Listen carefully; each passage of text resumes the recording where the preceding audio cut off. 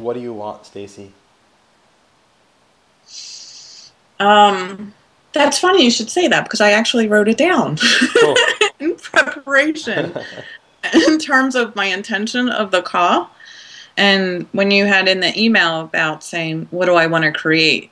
And how it sent me into this, like it wasn't easy. And I'm like, what is it? What is it? And it comes down to freedom. And it applies for me, it's freedom of the mind, of the tape recorder that goes, freedom of worry, freedom of financial insecurity, freedom, just pure freedom, whether that's peace or what. And that's what I want. I mean, freedom in every way of my life. And what keeps popping up is this place of being small.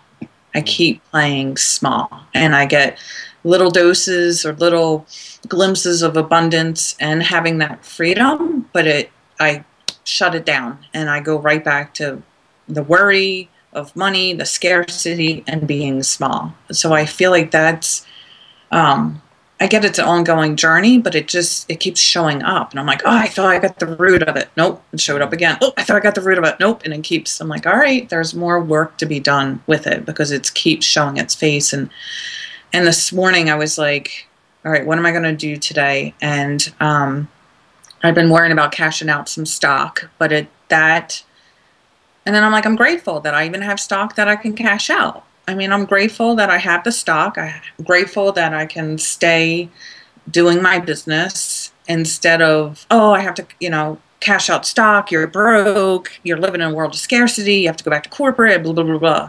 And I'm like, be in a land of gratefulness, be in a land, cash in the stock, look it dead on, and face where you're at. And don't let that evil of the money drive you. Because when I come from that place of scarcity, then nobody wins, and it's just icky for everybody. So this morning I put some steps into practice, and I, went through my bills, I cashed in the stock, I got a plan going, and I'm like, where's my block? Why do I keep not pushing through to this level that I know I can be at, that I've seen myself at? Why aren't I doing that 24/7?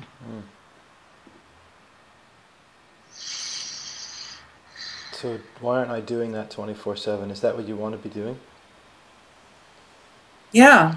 I mean, I want to be in the place of freedom 24/7. What does that mean to be? How will you know when you're in a place of freedom? It's like when you're in flow. For me, when I'm in flow of freedom, when I mean that, it's just like, it's listening to my guide. It's being intuitive. It's clarity. Like, it's just clear what I should be doing at this moment. Should I be making a peanut butter and jelly sandwich, or should I be going to the gym, or should I be doing this? It's like so clear that there's no mind jumble. It's just clear. Yeah. And to me, that's when I'm in the path, and that when the universe is supporting me, and I'm free, and it just is like bliss. And you It's know just, that from experience, so there's been times where you've lived that, yes. and you're not Yeah. living it now. You're in some other kind of, I get doses of it. yeah. I get doses of it, and it could be a few days, it could be a couple of weeks, and then I bring it right down. And I think my thing that I mentioned to you last is I had 5 yeses in a row of this business I'm doing. 5 yeses in a row, and I didn't allow myself to enjoy it. And I started to, and I was like, oh, it's happening. Like, I'm doing it. Like, I got 5 yeses in a row. Like, that's awesome. And then nope, Stace, they didn't sign. It wasn't official. Things could happen. Like, don't get all excited. And I pushed myself right down, and I didn't even allow myself to enjoy it. And I'm just like, ugh. So for me, it's like, what is real and what is fantasy is my continually questioning of it, and not allowing myself to get big, and just not allowing myself to be big. So is that what you want, to be big? I want to be big. To me is like abundance and freedom, like no limits, no boundaries. It's being free, it's being peaceful, it's being funny, it's being me. No, it's just being, it's pretty cool. But it's this other thing that just keeps pushing it down. It's like a tug of war. So you feel like there's something pushing you down, stopping you from being you. You just Yeah. want to figure out what that thing is so you can stop it. Yes. Whew, that sounds like tough work. I'm starting to feel it. I'm like, oh shit, how are we going to figure out what that is? Yeah. Like, it's not a magic bullet. I know that too. I don't know if it's one thing. I feel like it's conditioning. It's reprogramming. It's relearning. It's practicing. It's Maybe. a whole bunch of things. When you last time lived in that flow more of the time, before you created that way of being where you lived in the flow, was there something in the way that you figured out what it was and removed it? Or did you come into that way of flow in a different path? Honestly, it feels like I'm going through, I push.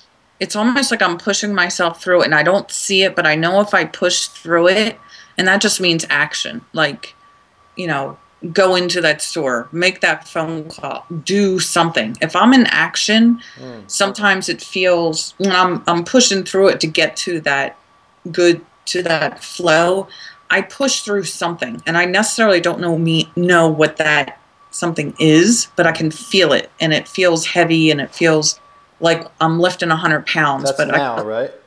Yeah. I want to go back in time to last time when you created a flow as a way of being. Okay. Well, to get to that, I pushed through something. You pushed through, and then you eventually got through it, and you had flow all the time. Yeah. You didn't necessarily figure out what it was. You just pushed through it. Cool. Yeah, it was like a practice. Like, if I know if I do something, like doing the bills or making a phone call or helping somebody, like usually if I'm of service or I do volunteer work, that usually helps it take me out of that heaviness, and then I feel, oh, I'm going to the flow, and then it's the easiness.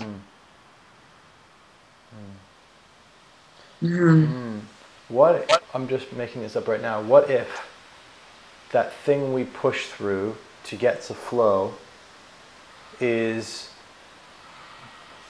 what if that's just how it works? What if flow is our natural state, which you like, that's what you love, right? Like when you're in flow, you just feel like this is truth. This is like how it's supposed to be.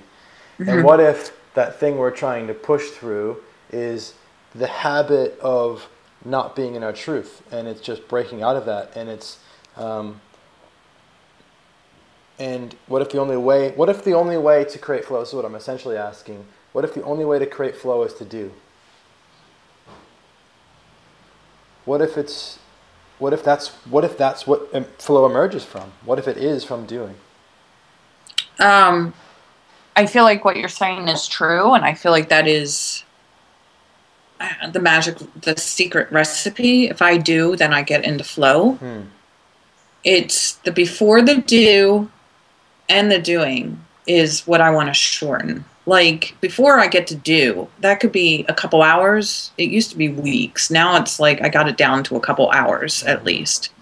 And then I'm like, all right, you know what you need to do to get the flow with something. So then I'm in the do, and then it feels like work. You're working out, and when you get done, you're going to feel really good, but I have to lift this 100-pound weight, and it's really heavy, but I know if I do it, and then I get the flow, and it's worth doing, but then I get in the flow, and then it's a matter of how long I allow myself to stay in flow. It could be a couple hours, could be a couple days, could be a couple weeks, or it could be 2 minutes, and then I go right back. And it's like, oh, no, I got to work out again. I was only in flow for 2 seconds. I didn't allow myself to be in flow forever or for weeks. I allowed it for 2 minutes. And I'm like, well, now I'm right back again. Now I have to do the workout again and the work. And it's just like, I'm not allowing myself to be in that flow. I'm taking myself out of it. Why? I feel like that's the magic question. I feel like... What don't you like about the flow that you're taking yourself out of it?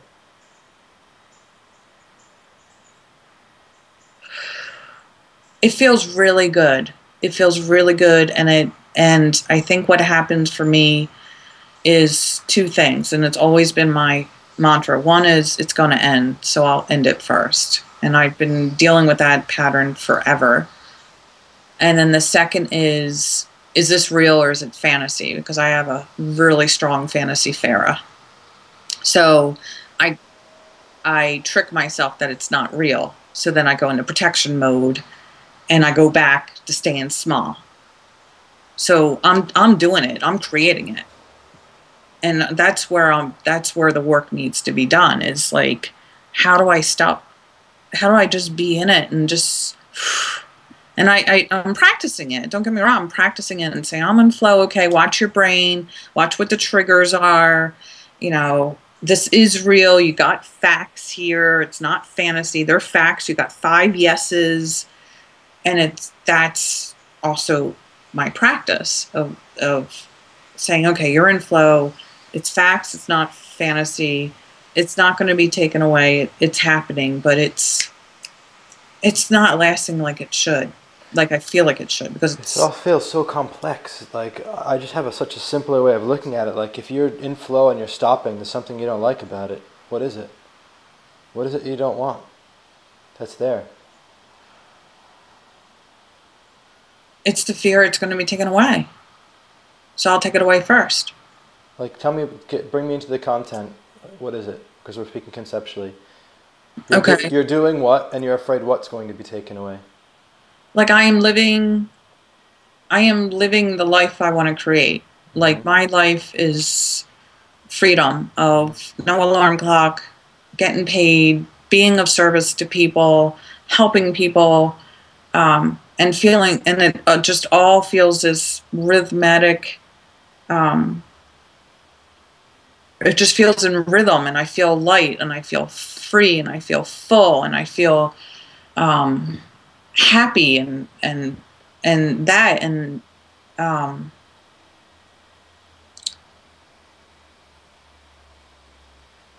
but it feels at the same time as it feels so natural and truth. It feels foreign. So it's kind of like going back to my default. So I'm trying to,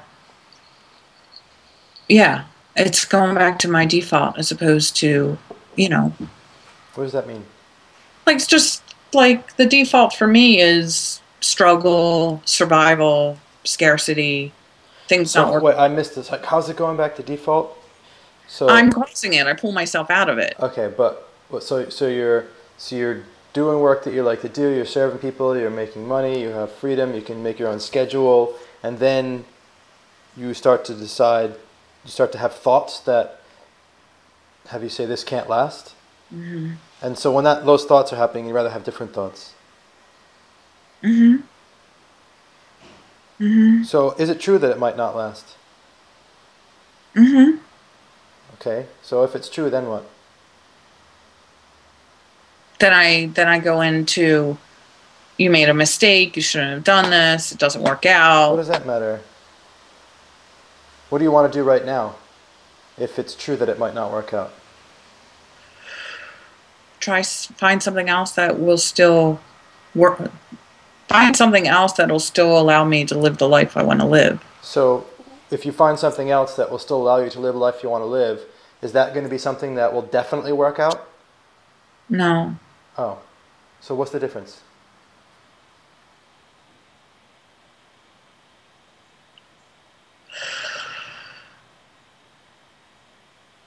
It's like I want to put it into a box of the known when it doesn't belong in that box because it's the unknown. So I'm just in this loop. How do you know you're in a loop? Because no matter what you ask me, if that might last, my answer is going to be no, because there is no certainty. So, but yet I'm trying to make it certain. Or I'm trying to... So there's no loop. There's just you wanting to have certainty while at the same time knowing that you can't have it. Yes. Right. Yeah, that's the loop. I guess it's a loop. If you think it, then remember it, and think it, remember it. That's what you mean? Okay. A thought loop, yeah. Mhm. Which I think is what, like I had started with, is that staying small. Well, let's stay right here for a second with the Okay. certainty uncertainty thing. It's like I know that I can't have certainty, and then I'm pointing to my gut, but I want certainty. But I know that I can't have it, but I want it, but I know that I can't have it. And there's your loop, right? Mm-hmm. So, is there a part of you that wants it when there is uncertainty? Can you want the uncertainty? That's a practice for me. Like the other day we were talking and I'm like, when are we going to do this? I need a date. And he's like, I can't give you the date because the technology isn't done. I'm like, I don't care. I want a date. And he's like, I can't give you a date. And then I kept trying to put it into this box of give me a date because then I know it will happen. And he says, it will happen. I just can't give you a date.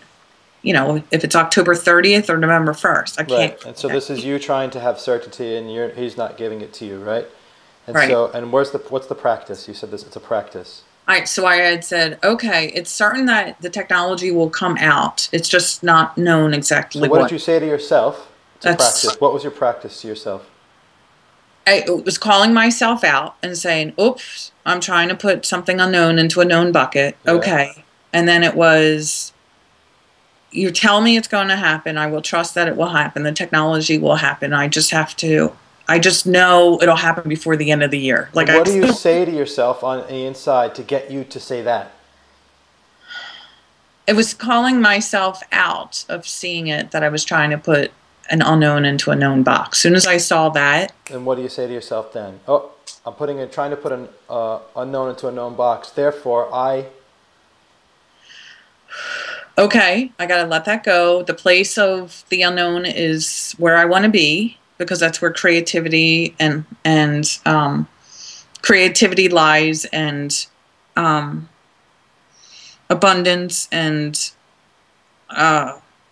not uncertainty, but it's like bigger. So that's where it lies. So I'm like, okay, that's a practice for me. Let it go. Yes, right. And so this is what I feel right now is that when you talk about the other stuff, like this, the stuff about certainty, like I believe you.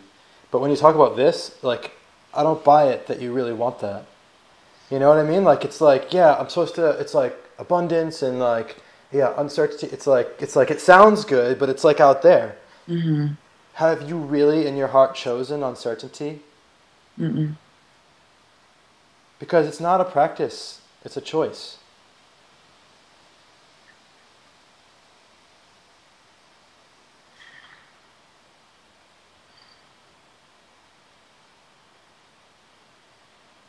I can feel it in my body. It's starting to heat up. So I feel what you're saying, and it's, yeah, it's words. I mean,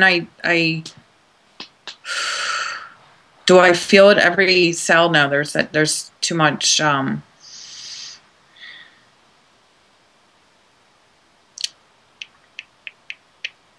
my mind can't wrap around it. It wants to wrap around it and bring it down small. Mm. Yeah. Mm-hmm. What would it mean to choose uncertainty? I'm actually living a life of it. I know. That's driving me crazy. On the outside, you've chosen it. Uh-huh. Right? But what would it mean to choose it on the inside?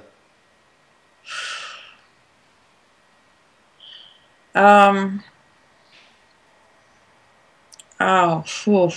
My first thought in my heart is saying love unconditionally. That's beautiful. Mm-hmm.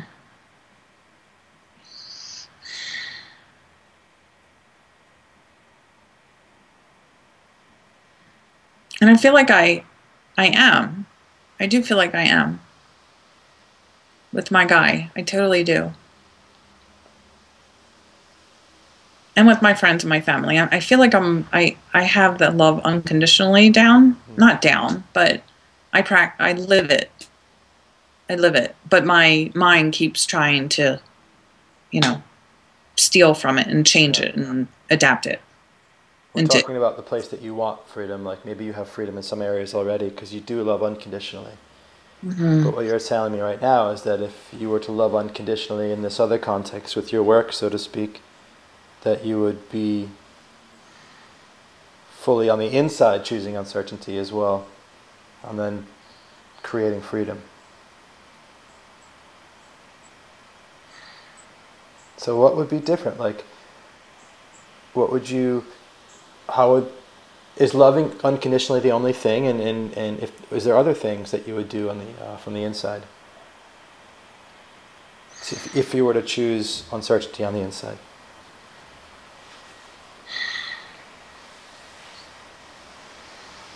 Like as you're saying that, I can feel my body expanding. And it feels lighter, and I can feel it like expanding, and then my mind goes, well, you got skin, so you don't want to break open your skin.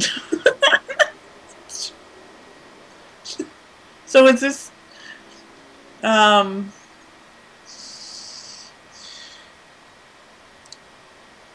what was the question again? I'm trying to feel it in my body of. I want to go with what you just said. I think there's something there. Because you have a sense that you want to expand out beyond your skin.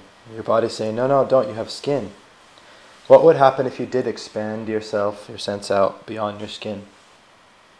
I've actually felt that a few moments in my life, and it felt like I was just one with everything. Like my skin was also one. It didn't break open, it didn't bleed, it didn't hurt. It was there, but it was transparent. And it just felt like even my skin, everything was just a part of the universe. Like everything was just one. But it's been a few moments of my life, like 3 seconds across 44 years. So it's there, the belief is there, I felt it, but it's in 3 moments.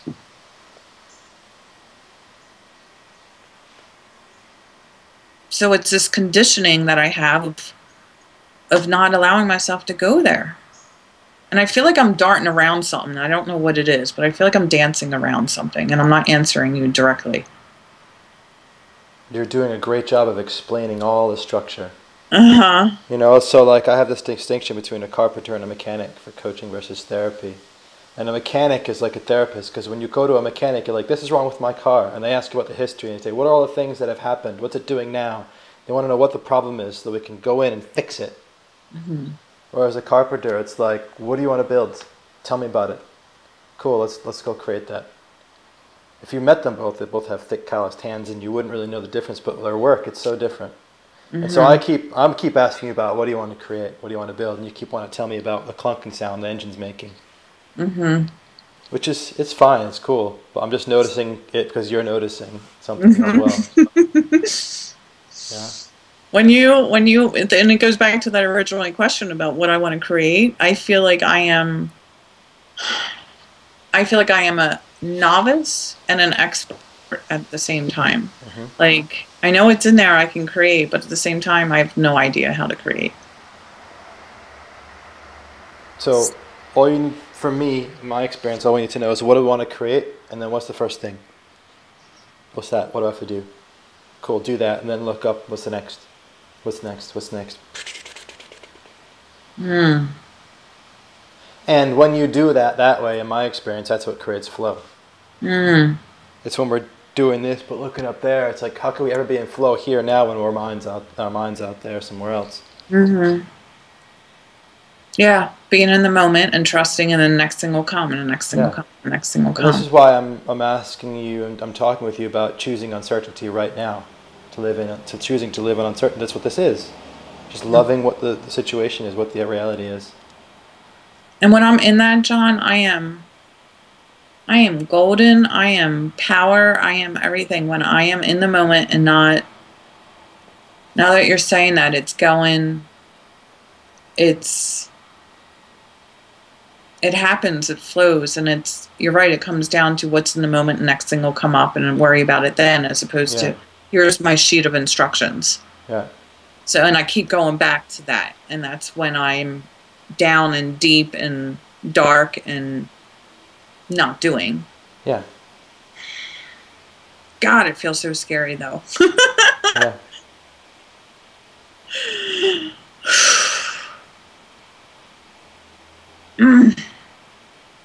We have the carpenter and the mechanic inside us too, right? Mm-hmm. We can either go to the mechanic or we can go, to the carpenter. We can either be like, okay, what is this clunking noise? What's going wrong? What's my problem? Where am I getting stuck? Where am I getting bound up? Where am I not running, fully and functionally? And I'm not saying it's not useful to go there. Sometimes it's great. But if you go to the mechanic every day, you're never going to build that thing you want to build. You'll be so focused on trying to recreate order from the disorder that's happened to get it, to a perfect working state from the past to now, like, instead of just creating that new thing. And the phrase that keeps coming up in my mind is a phrase my friend James said to me years ago. Your solution is the problem, he said to me. And I was like, what? It's just like, and brain's bending. And then what I got was like, my solution was to figure it out. And the trying and needing to figure it out was the thing that was stopping me from moving forward. And every single time I ask you a question, instead of looking at that thing and moving towards it and talking about the pragmatics of what needs to happen to do that, you start going right into trying to understand what it is that's getting in the way of that thing where the answer to the question lies. Mm-hmm. Mm-hmm.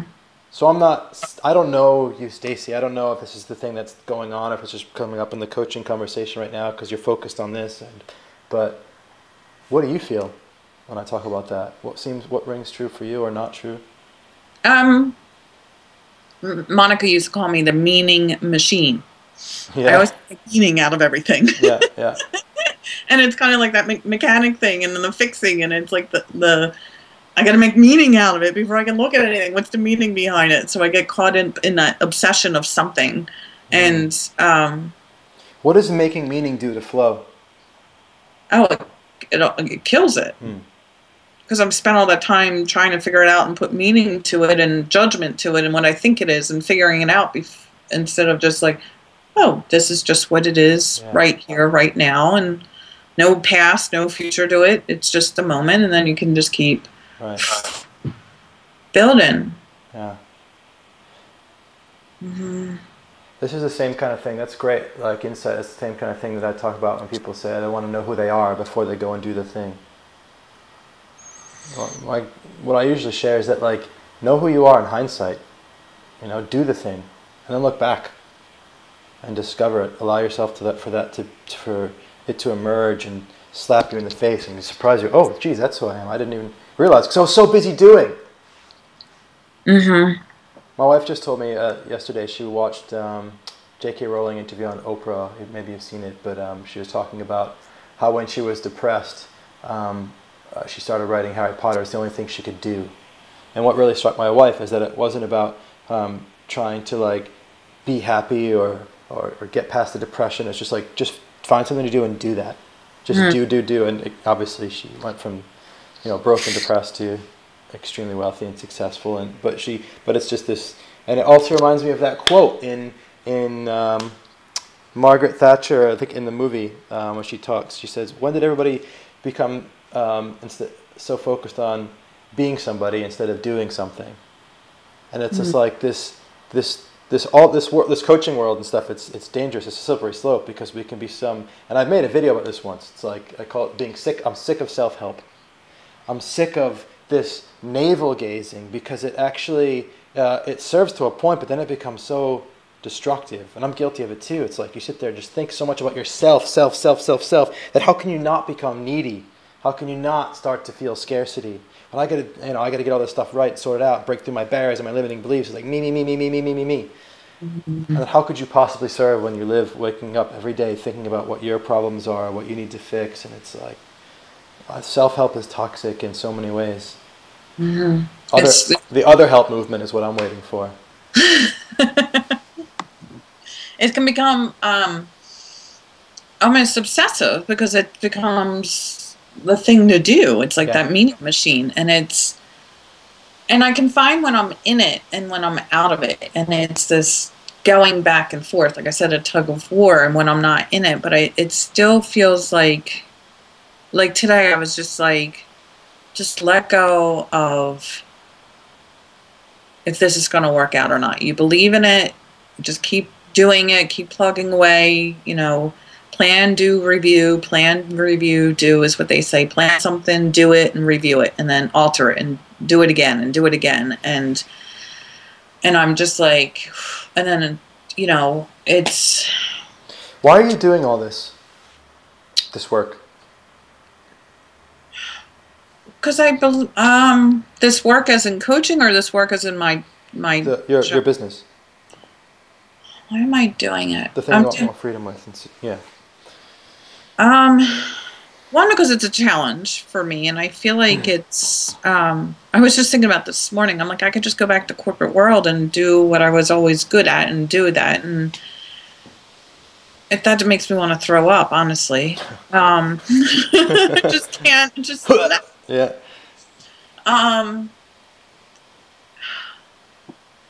It's such a challenge for me, because it is that living in the moment. It's a people business. It is being of service, and that's who I want to be. And I know who I am if I can get out of my way. I'm doing it, for financial freedom. I'm doing it for my lifestyle. Chose the tool, if you will, with the network marketing being the profession and the tool I'm using, this technology, because it's going to help people. It's going to create such a paradigm shift in our economy. So it has like this bigness to it too, that it's going to make an impact to our country. And that feels really good to be a part of it. And sometimes my head can't wrap around how big it will be. And like, yeah, right. Who do you think you are to be part of something like Facebook or LinkedIn or Groupon or, Living Social? And I'm like, no, I can be, I am. And then the other part of it is I get so excited about it, because it's like, I am. Mm-hmm. So I go back and forth between, being something that's really big and doubting it, believing it, but my ego doubts it, to the fantasy of it. Like, holy this is big. This is really big. And I'm so blessed to be a part of it. And it's just this like, two extremes. And it's like this, like, which one am I going to choose today? And it kind of goes into being small or being in flow too. So it's also parallel to that. So I hear you talking about a number of reasons, but in summary, it's like the things that really stand out that you're talking about are wanting to help people, wanting to make a difference in the world, the financial freedom and stuff, like stuff for your lifestyle. Are those, like, in summary, that like the major features? Yeah. Mm-hmm. So, and when you're in flow, you're probably connected to that stuff, right? It happens so easily and naturally. My purpose is connecting people with solutions. When I do that, it's easy. It's easy. It's not even work. It just happens. It falls on my lap. And when you already where I'm going to go next, you already said it. You kind of briefly just noted it, which is, because you've been to the mechanic so many times. And that is, if I would just get out of my own way. What do you mean by that? Like when I'm in flow and I pull myself down. So you're getting in your own way. Yeah. I am taking that extremely literally. Let me explain what I mean by that. Okay. Your way is to serve the world, to help people. Mm-hmm. And you're getting in the way of that. You are getting in the way of helping others. You're putting you as more important than other people. Mm-hmm. You're making yourself more important than the people that you say, I'm doing air quotes on purpose, being sarcastic, that you say you want to help. Right? And I'm doing that because we all do that.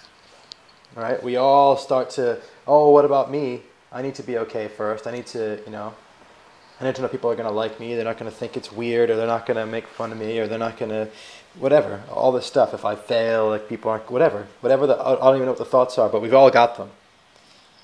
And we start saying that, I want to help people. Yeah, I want to help people as long as they like me.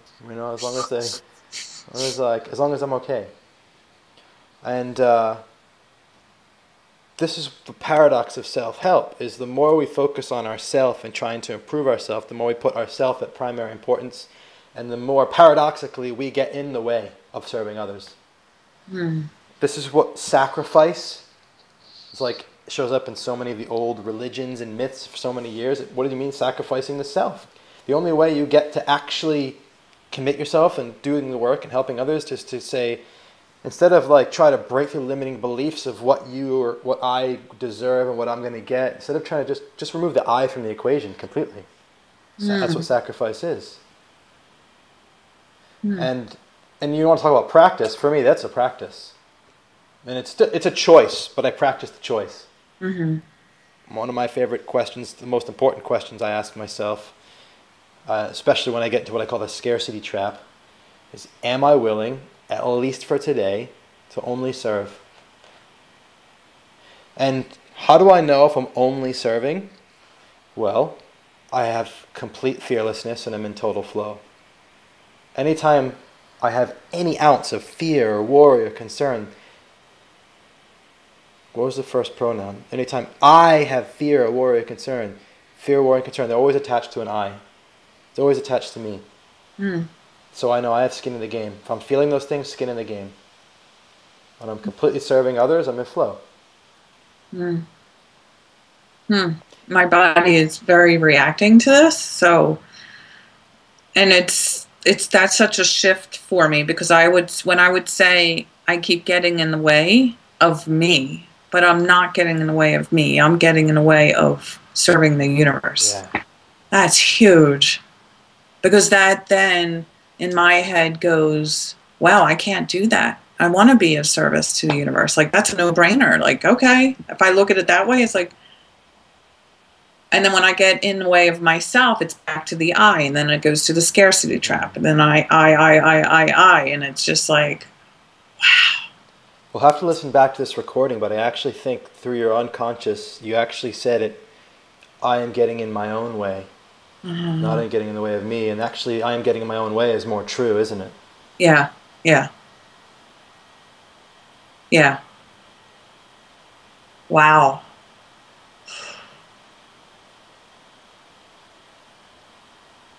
Okay, that feels like I'm visualizing a channel, and I just remove myself out of the dam is removed, and now it's flowing. Yeah, and that flowing isn't you, right? That's the thing that you are feeling inspired to do for others. You get so excited about the world and like what you can do and the shift you can make. I do, and I get so excited. It's just like, and I talk about it. I was just talking to this guy on the phone about it, and I was just like, it's not a rush. It feels like a rush, but it's like being of service, and I can help this guy. And it's like, and I think part of it is, what I'm learning too is don't get attached to the outcome of it, but it just fuels itself that it's so uppity, and it's so like energetic. And then, it feels so good, and then I just got to watch my triggers of my brain of when it shuts down. See, I'm going right back to that. Right, mechanic. Yeah. I'm going to make a sound of a ratchet every time we go there. I'm going to mail you a ratchet. I need to sit with that getting out of my own way and just the universe. Let's talk about it some more. Where does this spirit, this feeling of excitement, like when you're talking to this guy, where does it come from? It's a belief, and pure, and it's truth. I mean, I really believe that I can help. And that to me is just like I'm giving him a solution. I'm connecting him with a solution, and it's, Is it yours? Is it mine? Where does it come from? No. It's not mine. Where does it come from? Other people? Does it come from nature? Like, what does what come from? The solution? The solution that gets you excited. Where does it come from? Well, this is, I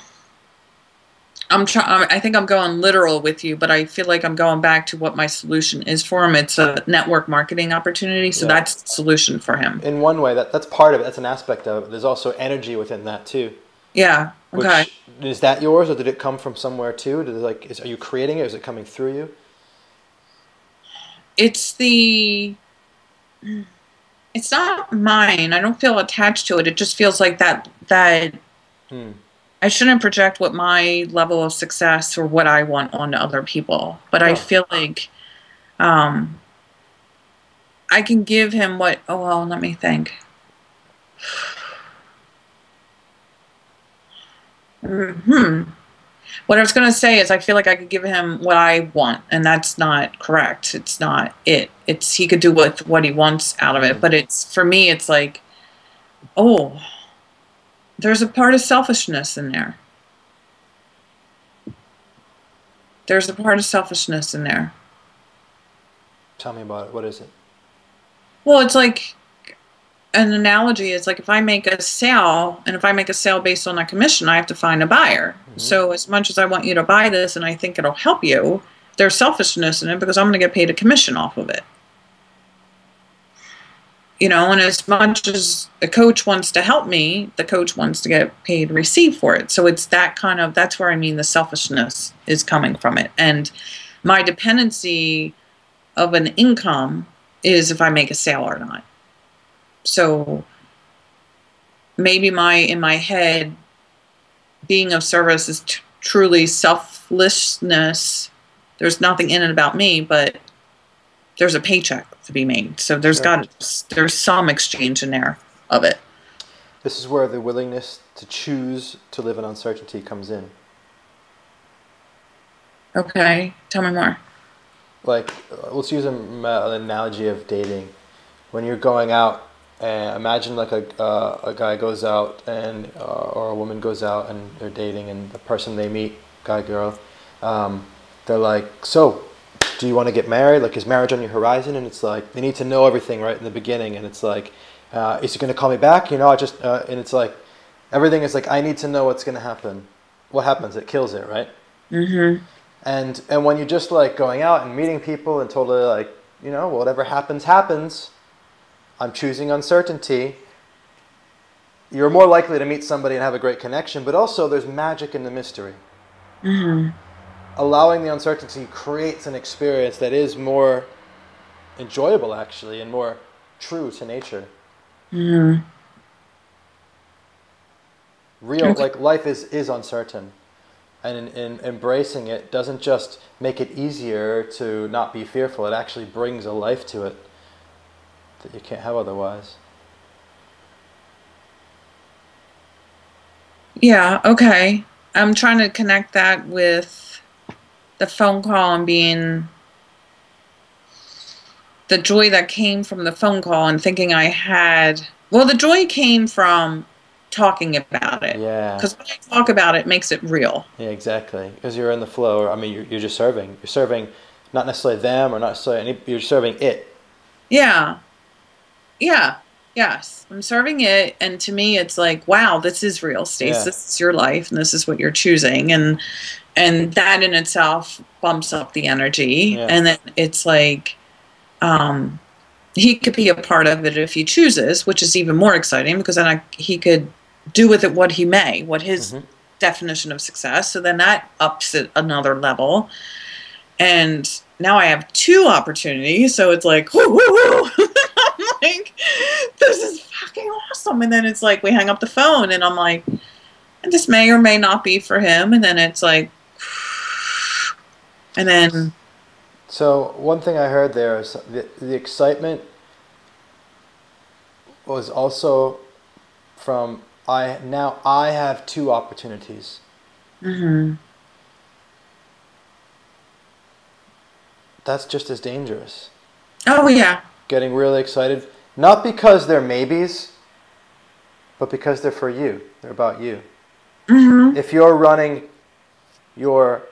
if you're getting your excitement off of the yeses, then that means that you're very susceptible to getting depressed off the nose. Mm-hmm. All right? You can't be like, I made a video about defending against praise. I can't like really love every time I get praise for making YouTube videos and then expect to be completely like unimpacted when people give me negative likes or comment negatively. It's just you gotta either be in it and totally on that roller coaster ride, or just like take a step back. Mm-hmm. You have so much energy around those two opportunities. They're huge. I'm so blessed for what I have in front of me right now. I mean, What do you mean by that? and Tell me more. What are the opportunities that you're blessed to have? well, they're both two network marketing opportunities, so they're Yeah. same industry, if you will. And one could potentially be as big as Groupon, but people will get paid. So it will really shift our economics if this takes off the way it should or project to. It's grassroots. Yeah. So there's 30,000 people that downloaded the app, but we expect, why not 1 million? Why not 2 million? Right. So you're blessed because I know of it. Yeah. It's truly a relationship I have with a friendship with Lars, who is a extremely successful network marketer. So he has the experience and the connections, and he introduced me to both of them. And because I know Lars, he introduced me to both of them. And the other one is a technology company in 100 different countries through network marketing, which has never been done before. And the founder of this technology, founded the touch screen on your laptop or your iPad. He founded that technology. And he also founded the CPU that goes in a monitor that Apple uses. He private labeled it, but he discovered it. And he's the same guy that came out with this new technology. And he did it everywhere. He did it in 100 different countries, and now he's bringing it to America. And Lars was one of 40 people to be invited to the table of this. And I know Lars, so I'm 41, if you will. So grassroots, coming to America, positioned at the top. Stacy, can I just jump in? And Yeah. This is all about you. Yes. Okay. Okay. No wonder it's fucking difficult for you. Because deep down, your spirit is so wise that it says if you're going to go out into the world when it's all about Stacy, that's bad. So I'm going to give you a feeling of fear to stop you from doing that, because that's not good. That doesn't serve the world, and your spirit isn't yours. It comes from the world. You're just a doorway for this, right? The spirit into the world. And if you start doing things that are in a self-interest, from that, the spirit's going to be like, no, fear, and stop her. We want her going out into the world and doing this, but we want her doing it in a way that gives this out. Not that it's all concerned about holding it in. It's not yours. Right, and I'm sharing it with as many people that'll listen. Oh yeah, on the outside you're doing all the right things. But this is what I call trading, okay? Trading is when we have the action of giving, but secretly inside there's something we want. And it's so subtle sometimes we don't even realize it ourselves. Right? It's like we might even have the conscious intention to give, but deep down there's something we want. There's something little that we're like still holding on to. Well, there's a lot I'm holding on to. Yeah. I mean, I want to get paid. I want to make financial money. I want to be secure. Yes. I want to... And that I can do it. And it's not about not wanting those. It's about being willing to put them in second place, moment by moment, day by day. Long enough to be in flow.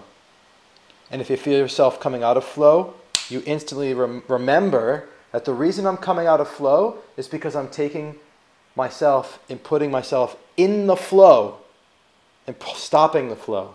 I'm using you talked about the flow of water, right? I'm putting myself as more important than this mission, this service. I'm getting all hung up about how lucky I am and how blessed I am. And that's not true. It is true. But it's an obstacle when you focus on it. And that's what happened that day after the 5 yeses. I got into like, oh, this is happening. It's happening to me. And I made it about me, and it crushed it. Yeah.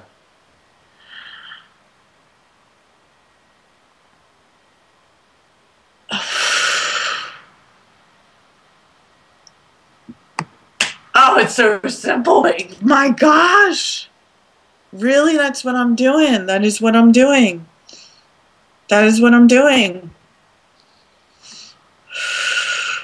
I am. I turn it right into about me, and I do it to justify it's real. I do it to justify that it's happening. I do it to feed all that, just to feed it, to feed my tape that goes off that it's not real. It's gonna stop. It's gonna break. And I take something good that I'm in flow of helping people, and I turn it into me. And that's what's pulling me out of the flow. Oh, I got to write that down. I'm putting me right in the middle of the flow.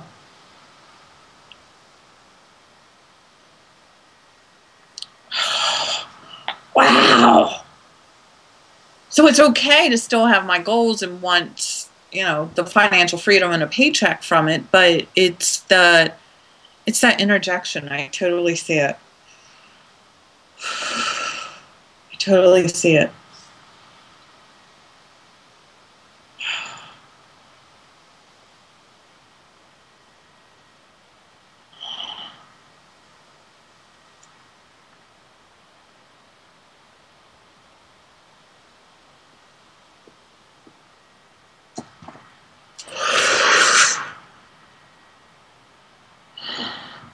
Oh. Okay. Wow.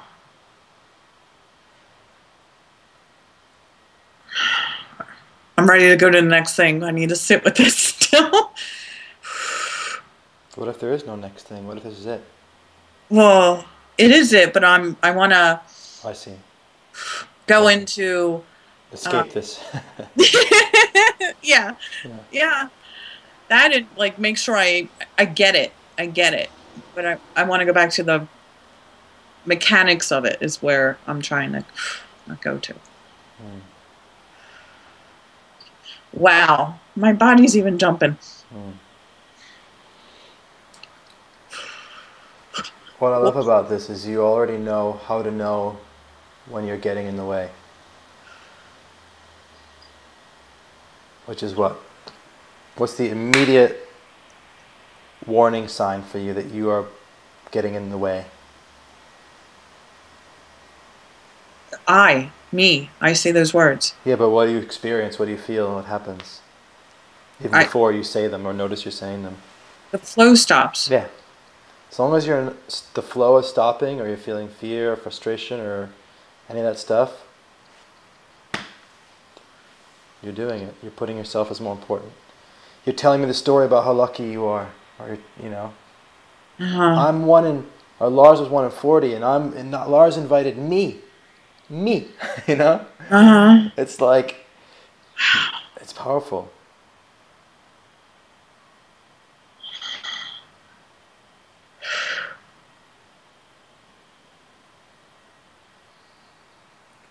You talked about the meaning machine. What about the me machine?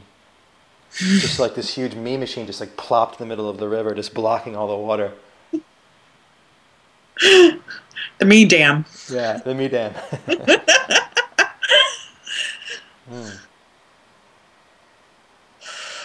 I see it, because when I say that, it's like, to me, it's so unbelievable that I'm number 41, if you will, Yeah. And yet it's like convincing myself. It's like, wow, Stacy, you are, like, who am I to be number 41? And so it's kind of like stroking my ego. It's kind of like believing it too. Right. But I get how it's making it about me. You're number 42. I told you, you're number 42. It's about you. You're pulling me in. Yeah.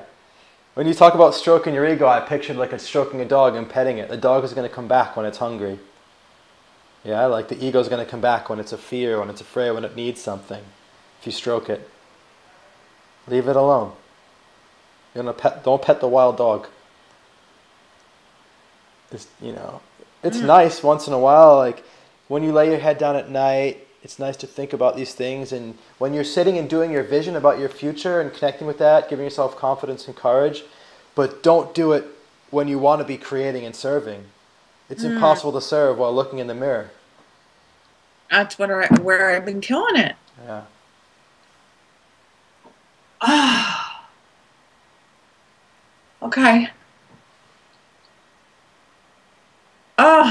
Oh, I can just, all the tapes are coming back of all my conversations I've been having, and I'm Tell me like, about them.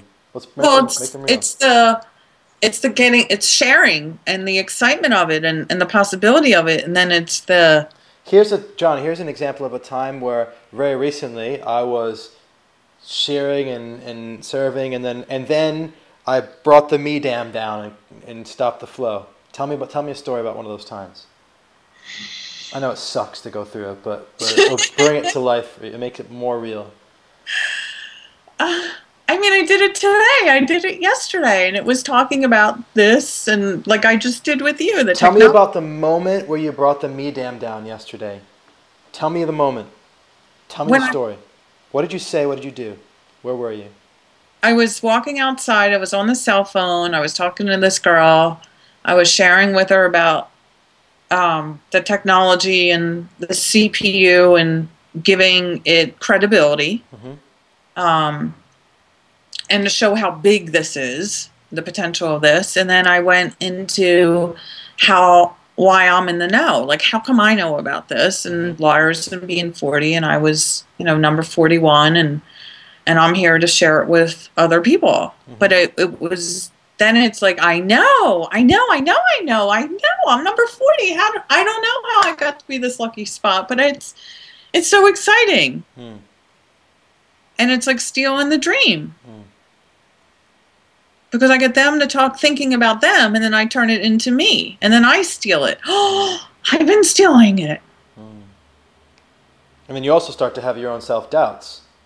As Mm-hmm. soon as you Yeah. go to me as happy, but what if it gets taken away? Uh-huh. What if I lose that? Or what if it doesn't stick? Or do Once I really deserve it? Yeah, and is this just fluff? And then my old doubts comes in. So it's like the dog bites. You stroke it. Oh, nice dog. It's like instantly. Hence me staying in that small space Yeah. for the flow. I mean, the flow for only, yes, Hmm. not that long.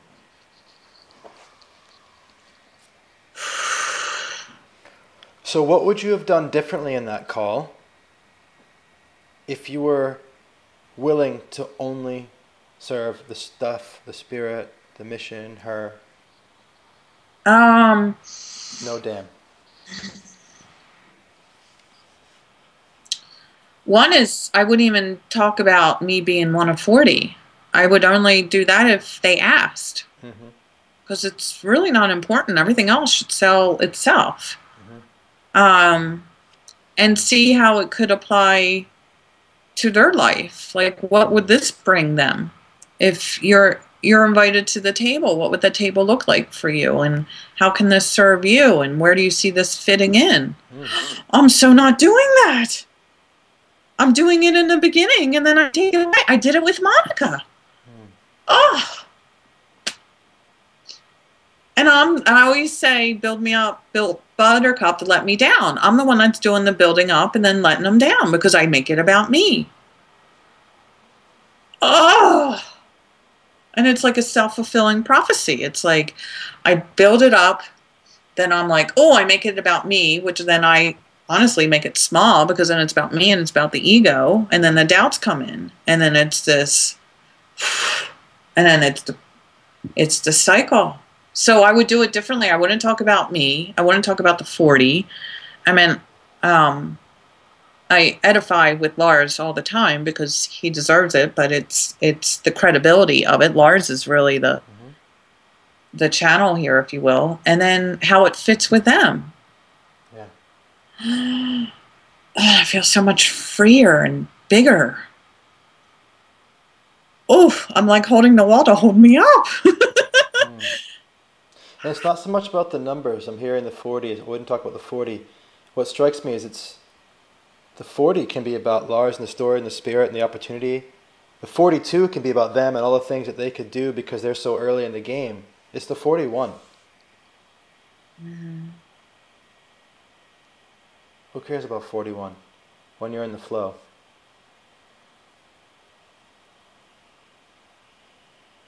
Wow. It's, yeah. Oh, it's not whole. It totally becomes about me. Mm. And then they turn around and they actually feed it. That's Yeah. so cool. It's not like, oh, I'm number 42. They feed it. I'm like, oh, that's Yeah. really cool. And then I feed it. And then they don't sign up probably Yeah. when they're busy putting all the energy into number 41. Yeah.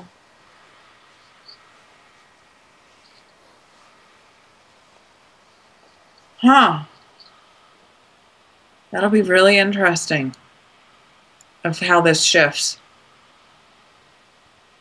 I see it. So don't take such a backseat passenger role. This conversation is not the chauffeur. You are the driver. So instead of saying it will be interesting to see how this shifts, how are you deciding right now that it will shift? What will be different? I'm taking me out. I'm taking the me out of it. The dam. Right now you are. And when the dam comes down because you weren't present, weren't conscious, what are you choosing to do in those moments? What do you mean? Well, right now you're choosing Yeah. to take you out of it. And we're also stepping back and recognizing that this sneaks up on us sometimes, this way of being. Putting the me dam just comes down. Because I am not the me dam. The me dam is the ego. I'm something bigger than that, right? Mm-hmm. And so, but when the ego brings the me dam down, what am I going to do? Instead of saying, "Oh, let's see what happens. I hope the I remembers." No, what is the I going to do?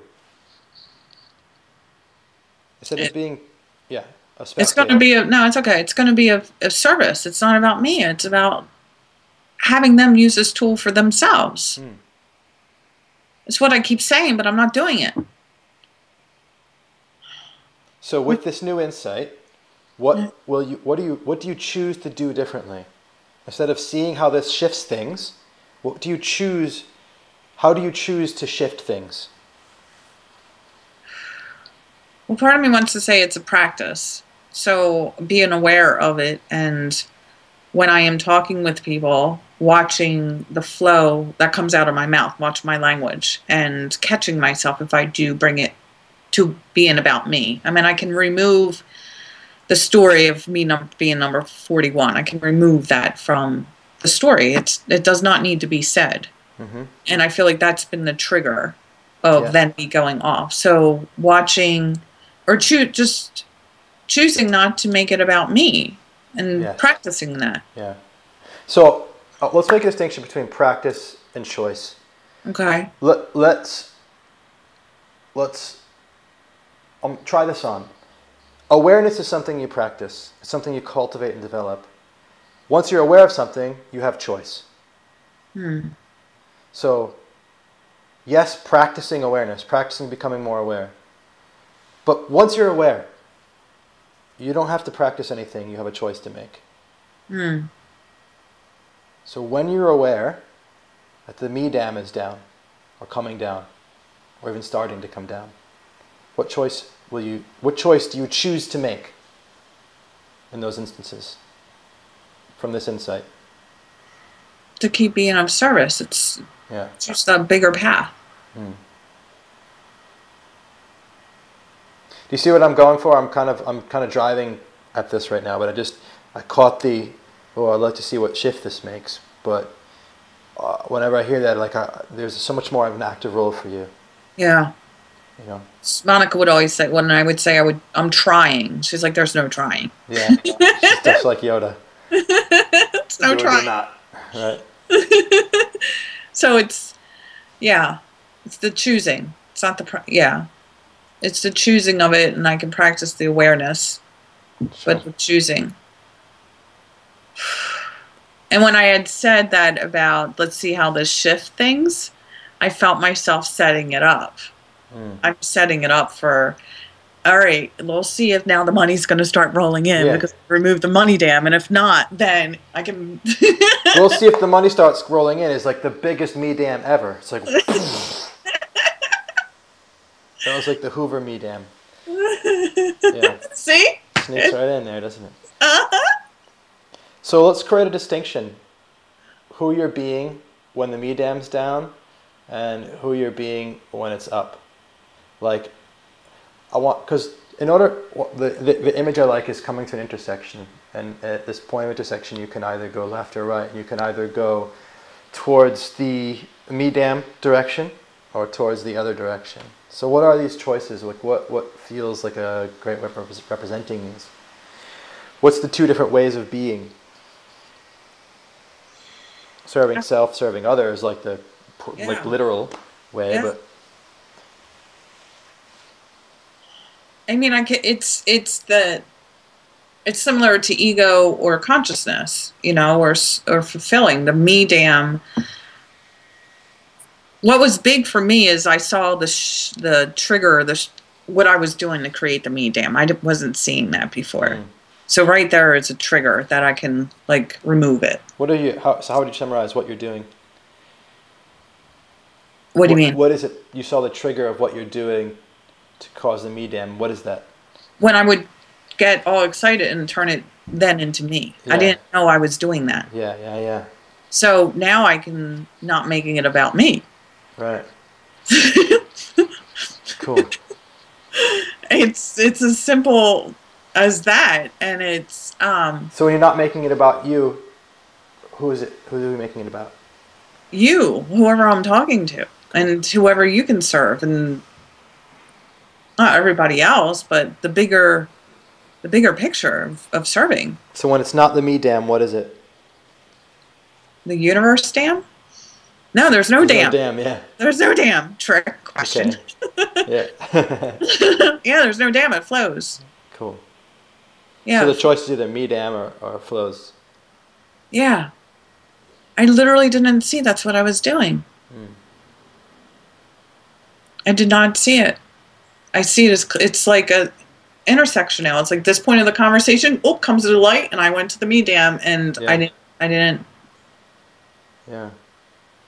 It's like you're flowing down a river, and you're on a kayak. You ever gone kayaking or whitewater rafting? And there's like the river will split, and like one way there's a dam, on the other way it keeps going, and it's gonna split again. One way there's a dam. Oops, this is the wrong way. Back up a bit. This is the right way.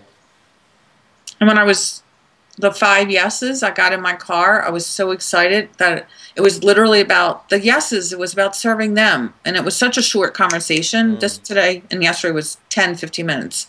These 5 yeses were like 4 minutes. So there was no chance for me to kill it, honestly. Yeah. And I went in my car and I said, and I started tearing up. I'm like, I'm being of service, or I can help. And then I said, oh, it's happening. It's real. This is really happening to me. And then I shut it down. And I'm like, now I get why it shut down. Because you were said, my spirit saw I turned it into me. So it shut it down. Yeah, so wise, isn't it? Fear is wisdom. Yeah. And then that's where I was saying I was getting my own way, because I then that would trigger the downward, and I didn't realize I was triggering it. I was literally getting my own way. I didn't see me doing it now.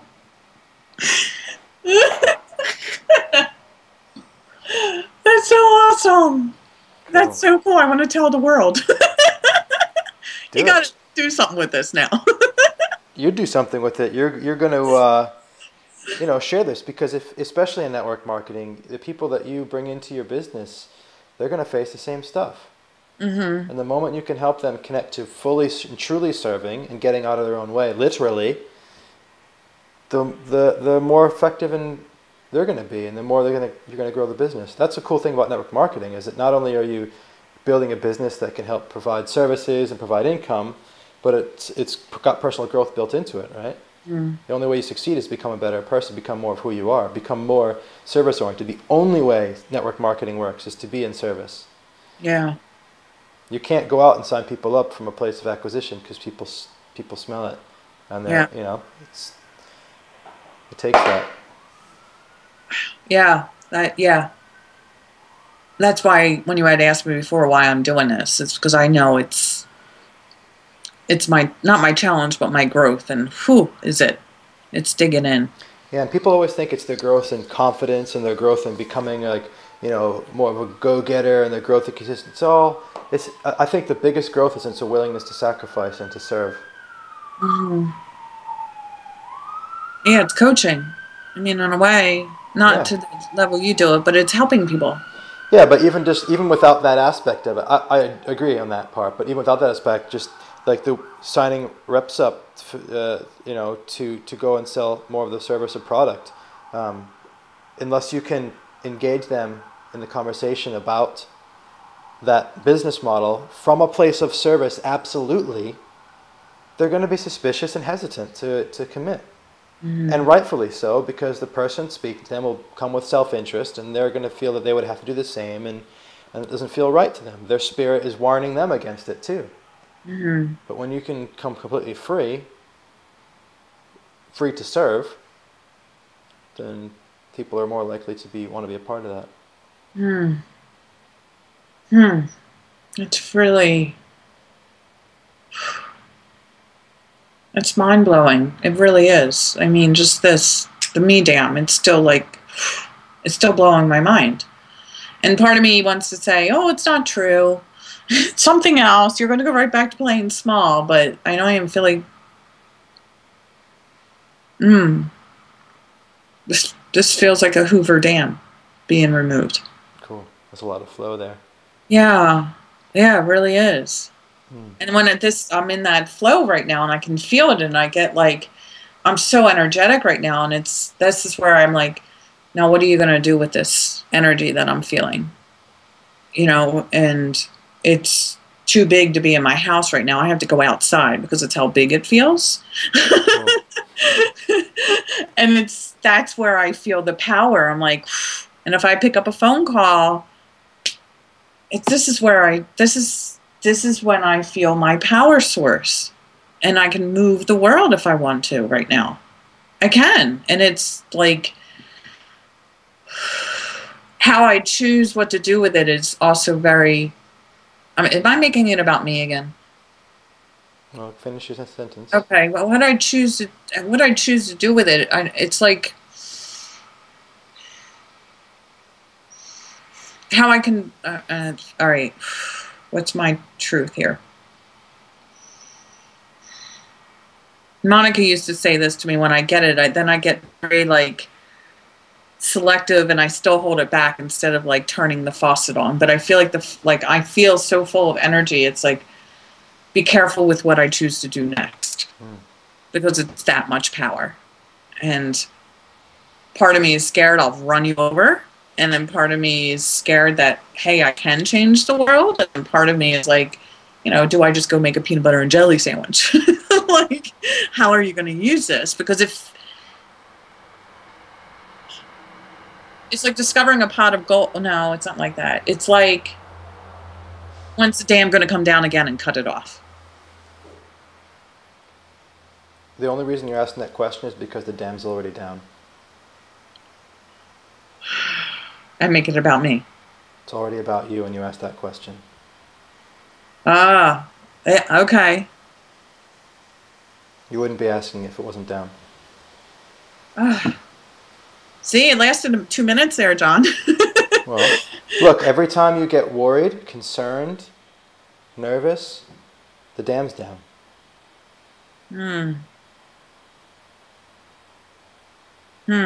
But what if, but when?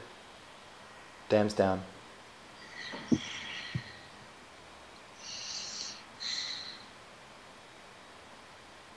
See how fast I go? I do it? Who gives a shit? All you need to know is when it's down and start again. Okay. Don't go to the mechanic. Okay. Keep it simple. Oops, I did it again. Do you ever meditate? Yeah, I did. When you meditate? When you meditate, you're like, oh shit, I was thinking again. Oh, I shouldn't be thinking. I should be focused. I should be silent mind. Oh shit, you know what I need to do? I need a new mantra. No, the mantra's not working. I need to focus. And it's like this whole internal dialogue conversation that you've wasted 10 more minutes of not being present, when the moment you realized you were in thought, all you had to say was, I was thinking. Back to silence. Witness. Right? And so, Okay. I could do that here. You can do that here. It's the same thing. Okay. Notice. That's it. Okay. I can feel it back up again. Noticing raises the dam. I'm sorry? Noticing raises the dam. Yeah. Beating yourself up for it or questioning it keeps it down.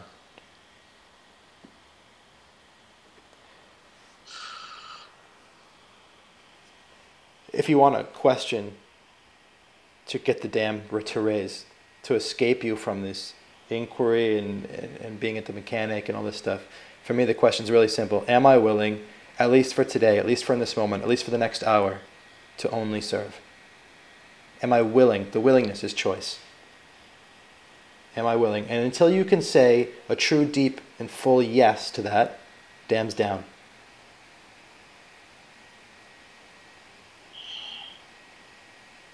Do it for a phone call. Start with that. Do it for for an hour. Do it for a meeting.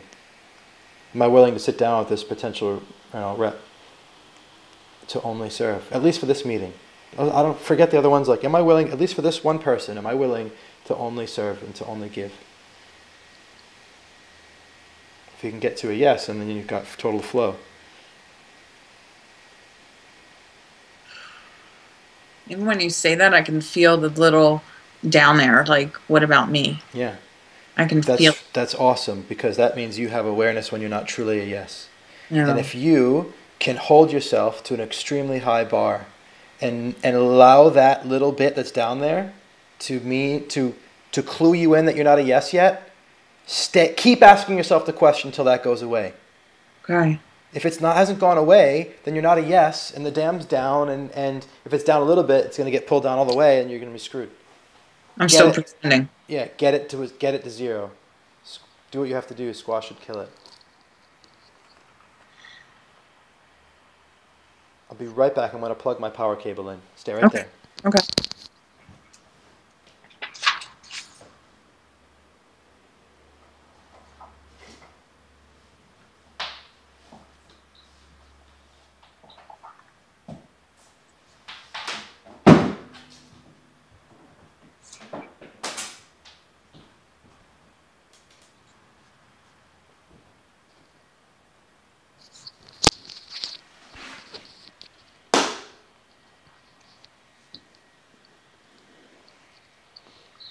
There we go. Okay.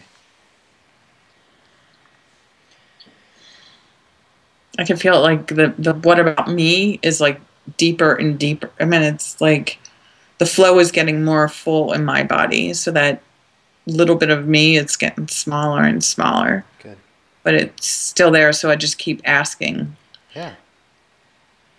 Noticing.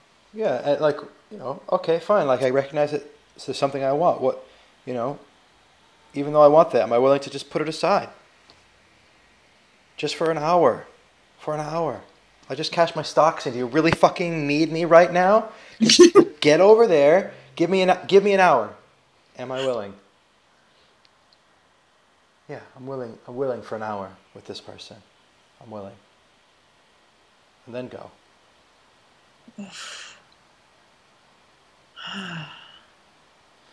The more often you get yourself to a yes, the easier it will be to get there. And the more time you'll spend there automatically.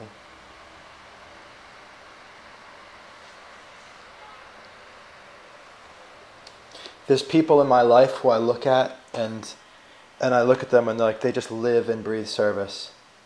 And like they just show up every day and they just like there's just that little thing that you and I have like just doesn't exist. It's like this guy Ravi Kumar in India who I've done some coaching for. He's a human rights activist. He dedicated his life and he was like every day, 7 days a week, he's just helping the Dalits and the lower caste in India. Just sleeps on like a cot and he's just sacrificing his whole life to help these people. And like a coach, that I spent some time with recently, Steve Hardizan, and like he just shows up and serves every day, and you could just feel when you're with him how selfless it is. And it's like, and do these people, are they just born this way? They just like show up and it's like, in some ways maybe, but no, it's cultivated, right?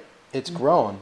And you can, and this is I'm sharing this because my mission too is to become more and more of somebody who not just intellectually believes in service and wants to as a conceptual grand thing, but actually lives it moment by moment, hour by hour, day by day, week by week, month by month, year by year. And I believe that the way to do it is to practice to use your word, choosing. Practice becoming aware and then choosing to serve. Choosing to sacrifice the self in every moment and to serve. And it becomes more and more your way of being. Mm-hmm. Mm-hmm. And I can speak to this so much with you because I'm living it now, and I've been living it for the last 5 years in this business and previous businesses, and it's not easy, you know. It's not, but it's doable. It's not. It's doable. It's not, and it's so rewarding. Yeah.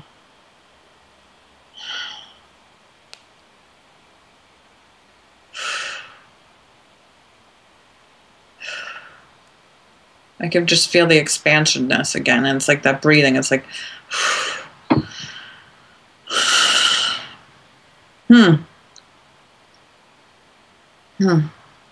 I'm staying out of the eye. Cool. It's trying to keep going back there. I'm like, nope, not looking at you. Not looking at you right now. Good. Thank you.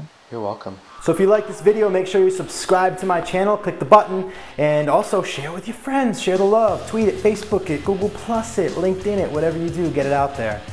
And of course, if you really want to engage in this idea, down below in the comments, the discussion, the dialogue is where the best insights come. Challenge me, ask me questions, I will get back to you. Your ideas, your comments help me to create more videos. Finally, if you're interested in learning all about what I do, my personal coaching for leaders, artists, musicians, sole proprietors, anybody who's a creative force in the world and creating their own things, check out my website. Also, if you're a coach and you want to learn more about my apprenticeship or learn more about how I create coaching clients, check out my website, link down below. Much love.